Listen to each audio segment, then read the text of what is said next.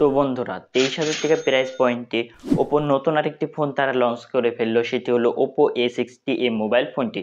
তো ফোনটি 8 128 জিবি ভ্যারিয়েন্টের দাম অফিসিয়ালি 22,990 টাকা ধরা হয়েছে এবং এর আপার ভ্যারিয়েন্ট 8 256 জিবির দাম 24,990 টাকা ধরা হয়েছে। তো এই মোবাইল ফোনটি এই বাজেট সেগমেন্টের ভেতরে যে স্পেসিফিকেশন দিয়ে তারা এনেছে, আসলে এই বাজেটের মধ্যে এই মোবাইল ফোনটি 23,000 টাকা আসলে কোনোভাবেই মানায় না। তো এই জায়গাতে যদি ফোনটি 15,000 টাকার নিচে যদি লঞ্চ হতো তবু আবার মোবাইল ফোনটিকে আমরা এখানে ভালো বলতে পারতাম।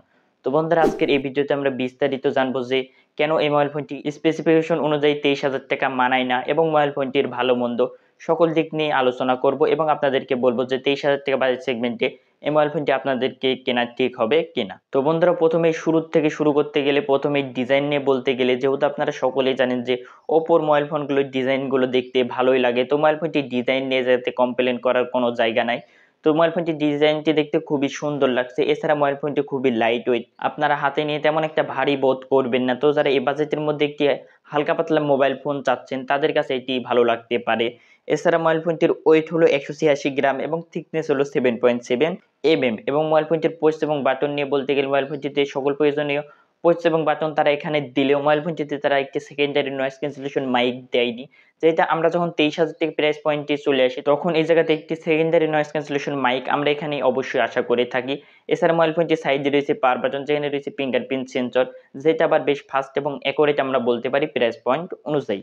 যদি ফোনটির ডিসপ্লে পাইতে চলে আসি তাহলে ডিসপ্লেতে রয়েছে IPS LCD HD প্লাস 90 হার্টসের ডিসপ্লে এবং ডিসপ্লে সাইজ হলো 6.67 ইঞ্চ। তো এখানে আমরা 23,000 টাকা বাজেট পয়েন্টে কোনোভাবেই HD প্লাস এবং 90 হার্টস এই কম্বোটি আমরা মানতে পারি না। তো এখানে কমপক্ষে হলো ফুল HD প্লাসের ডিসপ্লে যদি তারা দিত তাহলে আমরা 23,000 টাকা বাজেটের মধ্যে একটি ভালো বলতে পারতাম। এছাড়া আমরা যখন 23,000 টাকা বাজেট সেগমেন্টে যাই তখন আমরা অবশ্যই একটি অ্যামোলেড ডিসপ্লে আশা করে থাকি, তারা সেখানেও একটি IPS LCD ডিসপ্লে দিয়েছে।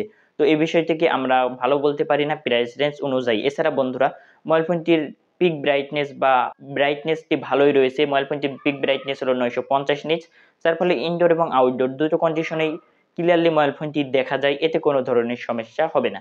এছাড়া বন্ধুরা, ফোনটি যদি পারফরমেন্স সেকশনে চলে আসি তাহলে ফোনটিতে রয়েছে কোয়ালকম স্ন্যাপড্রাগন 680, যেটা হলো 6nm বেস একটি প্রসেসর। তো এই বাজেটের মধ্যে আমরা এই প্রসেসরটিকে ভালো বলতে পারি না।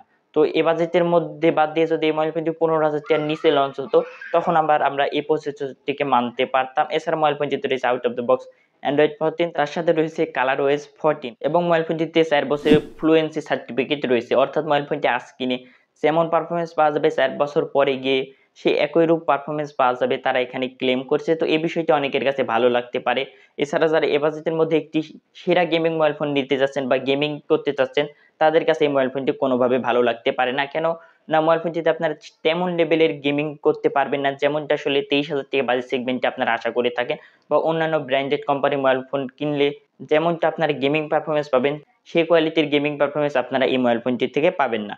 এছাড়া ফোনটির যদি ক্যামেরাতে চলে আসি তাহলে মোবাইল ফোনটিতে রয়েছে ডুয়েল ক্যামেরা সেটআপ, যেখানে রয়েছে 50 মেগাপিক্সেলের মেইন ক্যামেরা এবং রয়েছে 2 মেগাপিক্সেলের একটি ডিপ ক্যামেরা এবং ফোনটির সেলফিতে রয়েছে 8 মেগাপিক্সেলের একটি সেলফি ক্যামেরা। ক্যামেরা পারফরমেন্স নিয়ে বলতে গেলে ছবি কোয়ালিটি আমার কাছে ঠিকঠাকই লেগেছে। যদি আপনারা এখানে 23,000 টাকা বাজেট সেগমেন্ট দিয়ে বিবেচনা করতে চান তখন আবার খুব একটা বেশি ভালো নাও লাগতে পারে, তখন আপনাদেরকে এভারেজের কাতারে লাগতে পারে। এছাড়া ফোনটির ব্যাটারি সেকশনটি ঠিকঠাকই রয়েছে, এটি নিয়ে কোনো কমপ্লেনের বিষয় নেই। ফোনটিতে 5000 mAh এর ব্যাটারি, 45 ওয়াটের চার্জিং সাপোর্ট রয়েছে, এটি আবার আমরা ঠিকঠাক বলতে পারি। তো বন্ধুরা, সর্বশেষে ফোনটি সম্পর্কে যদি ওভারঅল বলতে যাই তো এই মোবাইল ফোনটি যদি 15,000 টাকার নিচে লঞ্চ হতো এই একই স্পেসিফিকেশন দিয়ে তাহলে এটি আরেকটু ভালো হতো।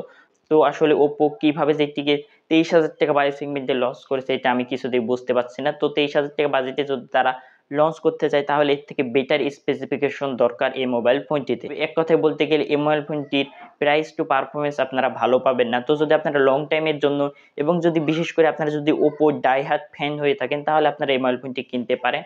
এছাড়া যদি আপনারা 23,000 টাকা বাজেটের মধ্যে অন্যান্য অপশনগুলো দেখতে চান তাহলে আপনারা এর থেকে ভালো ভালো অপশন পেয়ে যাবেন। এছাড়া বন্ধুরা, এই 23,000 টাকা দামের মোবাইলের সাথে যদি আমরা 13,000 টাকা দামের মোটো G24 পাওয়ার এই মোবাইল ফোনটির কম্পেয়ার করি তবু আমার মনে হয় যে মোটো G20 পাওয়ার এই মোবাইল ফোনটা অনেকাংশেই এগিয়ে থাকবে। তো সেটা আবার 13,000 টাকা বাজেট পয়েন্ট থেকে মোটো G20 পাওয়ার এই মোবাইল ফোনটি অনেকাংশেই বেটার। তো আপনারা যদি মোটো G20 পাওয়ার সম্পর্কে জানতে চান তাহলে আমাদের আই বাটনে এই ভিডিওটি দেখে নিতে পারেন, সেই মোবাইল ফোনটি অনেকাংশেই ভালো লেগেছে আমার কাছে প্রাইস পয়েন্ট অনুযায়ী। তো বন্ধুরা এই ছিল আজকের আমাদের ভিডিও। তো ভিডিওটি আপনাদের কাছে কেমন লেগেছে অবশ্যই কমেন্ট করে জানাবেন এবং বন্ধুরা এরকম ভিডিও প্রতিনিয়ত দেখতে আমাদের চ্যানেলটি সাবস্ক্রাইব করে আমাদের পাশে থাকবেন। দেখা হচ্ছে পরবর্তী কোনো ভিডিওতে। ততক্ষণ পর্যন্ত ভালো থাকবেন, সুস্থ থাকবেন। আল্লাহ হাফেজ।